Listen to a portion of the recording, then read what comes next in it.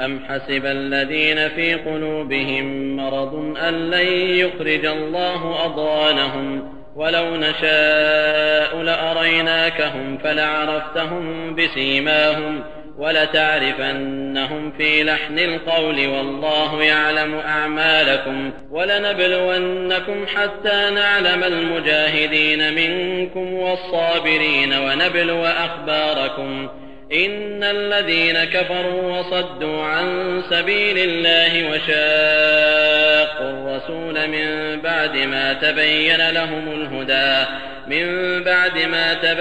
لهم الهدى لن يضروا الله شيئا وسيحبط أعمالهم يا أيها الذين آمنوا أطيعوا الله وأطيعوا الرسول ولا تبطلوا أعمالكم إن الذين كفروا وصدوا عن سبيل الله ثم ماتوا وهم كفار فلن يغفر الله لهم فلا تهنوا وتدعوا إلى السلم وأنتم الأعلون والله معكم ولن يتركم أعمالكم إنما الحياة الدنيا لعب وله وإن تؤمنوا وتتقوا يؤتكم أجوركم ولا يسألكم أموالكم إن يسألكموها فيحفكم تبخلوا ويخرج أضغانكم ها أنتم هؤلاء تدعون لتنفقوا في سبيل الله فمنكم من يبخل ومن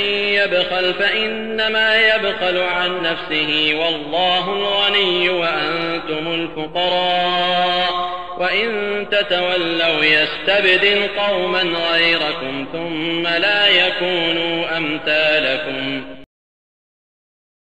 ज्यांच्या मनात ढोंगीपणाचा रोग आहे, काय ते असं समजतात की त्यांची गुप्त दुश्मनीची कारवाई अल्लाह जाहीर करणार नाही? जर आम्ही इच्छिलं असतं तर तुम्हाला ते लोक दाखवले असते.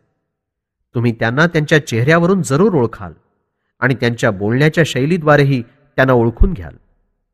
अल्लाह तुम्हा सर्वांच्या कर्मांशी परिचित आहे.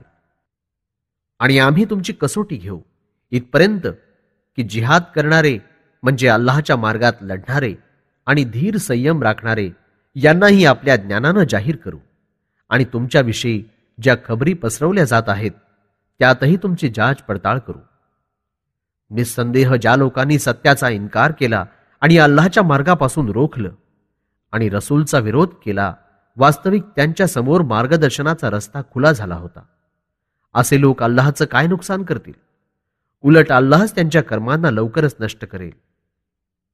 हे इमानधारकांनो, अल्लाहचा आदेश माना आणि पैगंबरांचाही आदेश माना आणि आपल्या कर्मांना वाया घालवू नका.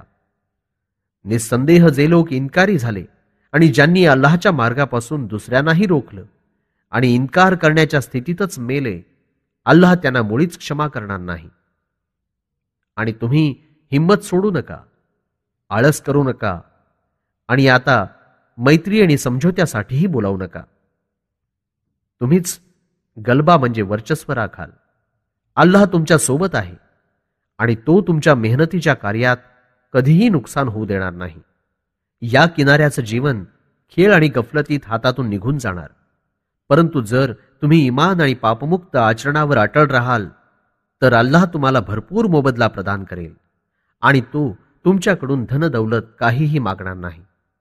जर त्यानं तुमच्याकडून धनदौलत मागितली आणि तुमचा हात तंग केला तर तुम्ही कंजूशी करू लागाल, तेव्हा मग तुमच्या मनाचे भेद जाहीर होतील. सावध व्हा, तुम्हाला या गोष्टीचं आमंत्रण दिलं जात आहे की अल्लाहच्या मार्गात खर्च करा. तरीही तुमच्यापैकी काही लोक कंजूसपणा करतात. तेव्हा जो कोणी कंजूशी करेल तर त्याचं संकट त्याच्यावरच कोसळेल. अल्लाह गनी आहे, अर्थात त्याला तुमच्या धनसंपत्तीची काहीच आवश्यकता नाही. गरजवान तर तुम्ही स्वतः आहात. जर आताही तुम्ही मानत नसाल तर तो तुमच्या जागी दुसरी जमात बदलून आणेल, मग ते तुमच्यासारखे नसतील.